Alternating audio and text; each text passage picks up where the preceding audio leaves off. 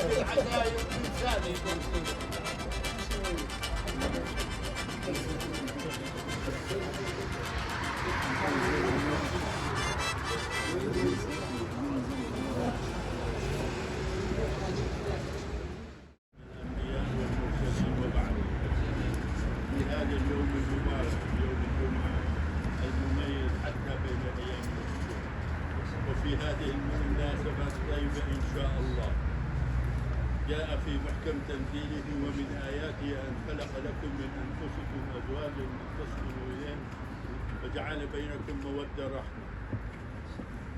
وجاء أيضا إذا جاءكم من ترضون دينه وخلقه فزوجوه وإلا تكن فتنة وفساد كبير. وأنتم مش تفعلون لا بتحبوا الفتنة ولا الفساد.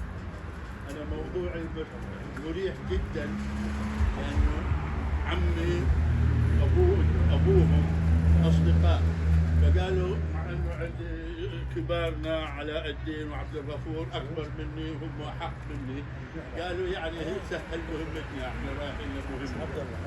وكمان انبسطنا أكثر يا وسيم لما شفنا الدرج كمان مرتب، قلنا معناته أمورنا إن شاء الله كويس. أنا وائل هيك وهيك ما بدي أحكي عن صداقتنا المميزة، بس عن بعد يعني لا هو بيسأل عني ولا أنا بسأل عنه. فإحنا بالصويلح جيناكم كنا تجمع كبير وقت الغداء. محمد عبد الخالق سيد فضل دينو ابنه سيدة جاي نكتب سادو بن وائل الحبيب رمضان عبد الرشيد على سنة الله ورسوله، ونتمنى أن يكون الجواب بالإيجاب والقبول لأنه هاي سنة الحياة. وبهذه المناسبة أنا دائما بحب أقول شيء، لما الشاب من صويلح يخطب من الزرقاء أو السخنة أو العكس، بقول لسه العادات متأصلة في المجتمع الشيشاني.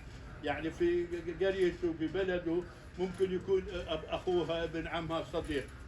دائما لما اروح اخطب من جهه ثانيه او يجوا من سخنه او الزرقاء يخطبوا لسويلح بنبسط لانه هاي من عاداتنا.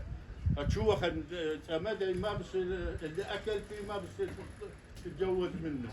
فلما قالوا لي نستنى شويه انه هذا ما وصلت الجاهه، انا قلت احنا جاهه بنستقبل ونقول هذا، وفي نفس الوقت يعني احنا والله اهل الحمد لله. فبتمنى انه يكون الايجاب والقبول منكم على سنه الله ورسوله السادو لبنت الأخ العزيز ولابنها سيدة على سنة الله. السلام عليكم. اللي عقاب العمنا